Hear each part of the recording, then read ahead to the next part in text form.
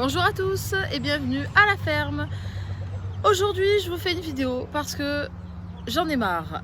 Alors plutôt que de vous expliquer mon mal-être, je vous donne 11 raisons de ne pas adopter de poules.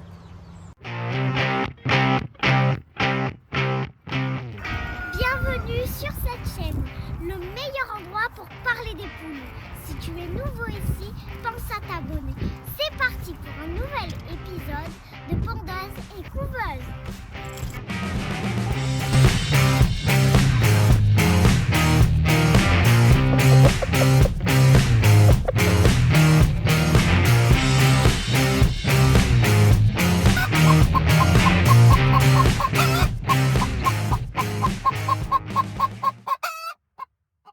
Oui, vous avez bien entendu, n'adoptez pas de poules.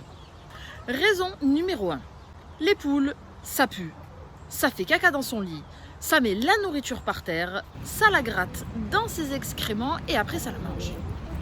Raison numéro 2. Ça fait du bruit. Oui, les poules, ça fait du bruit.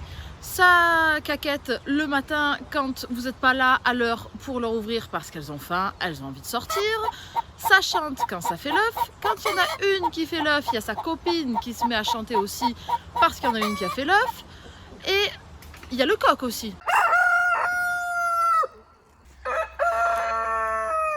Il chante à partir d'environ 4-5 heures du matin, toute la journée. Et il y a même des coqs qui chantent la nuit. Numéro 3, avec des poules, tu ne pars pas en vacances. Et oui, parce que bon, tu as trouvé un Airbnb qui accepte ton chien, ton chat, mais par contre tes poules, comment tu fais?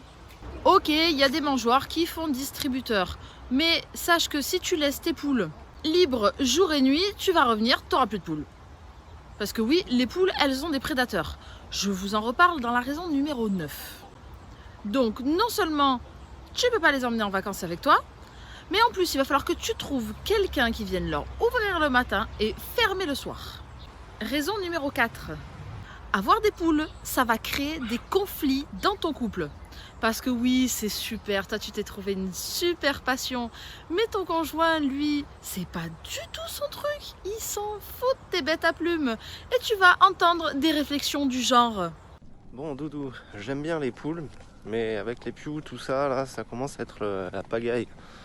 On peut pas marcher dans le jardin, là, sans foutre de partout. Là. Il y a 15 fientes au mètre carré. Et puis ils sont en train de me retourner le jardin, là. Il est en PLS, là, tellement il gratte partout. Il va falloir trouver une solution, là. Raison numéro 5. Avec les poules, c'est la fin de ton beau jardin fleuri. Parce que oui, à chaque fois que tu vas venir planter des nouvelles fleurs et que tu vas remuer un peu la terre, elles vont trouver ça génial, elles vont venir, elles vont gratter, elles vont déterrer tes fleurs, elles vont se rouler dans la terre bien souple. C'est trop bien! Donc soit tu enfermes tes poules à double tour, mais bon, elles volent. Soit tu oublies ton beau jardin fleuri. Ou une autre solution s'offre à toi, tu barricades ton jardin tel un camp militaire. Raison numéro 6. Les poules, ça fait que gratter. Ça te massacre le sol, surtout là où elles passent le plus clair de leur temps, c'est-à-dire autour du poulailler. Il n'y aura plus un brin d'herbe. Et je te raconte pas, quand il pleut, j'espère que tu aimes mettre des bottes parce que tu vas devoir en mettre souvent. Raison numéro 7. Les poules, ça ne pond pas toute l'année. Ah, tu y croyais, hein? Eh ben non. Les poules jeunes et prêtes à pondre vont bien pondre la première année. Et ensuite, la courbe est descendante. Elles vont pondre de moins en moins, faire des pauses. Et pour peu qu'elles aient des contrariétés ou qu'elles soient malades, elles vont carrément arrêter. Raison numéro 8. Tu vas devoir amener tes poules chez le vétérinaire. Et oui, au même titre que ton chien ou que ton chat, tes poules peuvent être malades. Et il va falloir trouver, en plus de ça, un vétérinaire spécialiste NAC. NAC, c'est les nouveaux animaux de compagnie. Puis ça va te coûter un bras. Si on fait le rapport taille de l'animal et tarif, tu vas voir, ça coûte cher. On y est. La raison numéro 9, les prédateurs. Et crois-moi, ils sont nombreux.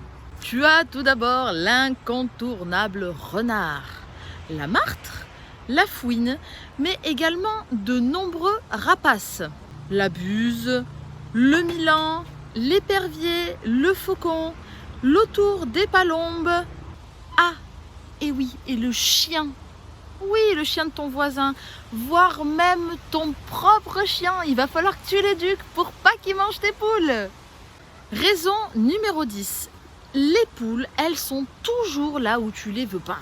Tu es en train de faire tes petites activités, tu découvres 20 cm² de terre et elles sont toutes là, elles viennent gratter.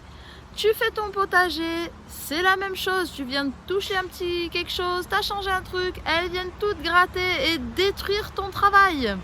Puis je te parle pas de la belle terrasse que tu as devant la maison. Allez, si, je t'en parle. Ta terrasse va finir clafie d'excréments parce que les poules, elles vont toujours venir à la porte ou à la vitre voir ce que tu fais. Et donc, elles vont faire caca devant ta maison, voire même dedans, pour peu que tu aères un petit peu ou que tu oublies de fermer la porte.